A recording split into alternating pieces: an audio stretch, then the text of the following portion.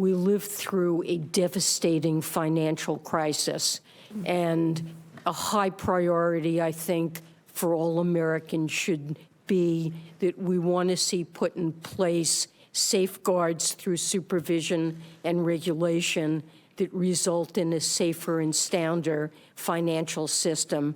And I think we have been doing that, and our financial system, as a consequence, is safer and sounder.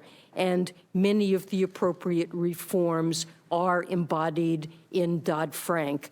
We now have much higher capital than before the crisis, much more stringent liquidity requirements.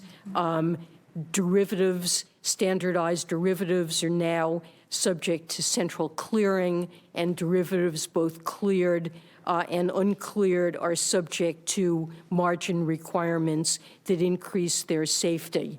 We have a new orderly liquidation authority. We're focusing on resolution through an ending too big to fail through the living wills process, which I think is really changing the mindset of large financial firms about how they need to run their businesses and making them safer and sounder. And Dodd-Frank placed considerable emphasis on financial stability. We now have a group, the FSOC, that meets all the regulators to consider threats to financial stability. So I think Dodd-Frank was very important in fostering those changes, and we should feel glad that our financial system is now operating on a safer and sounder footing. Thank you, and my time has expired, but I just have to ask you very quickly, do you have concerns that the repeal would make another financial crisis more likely?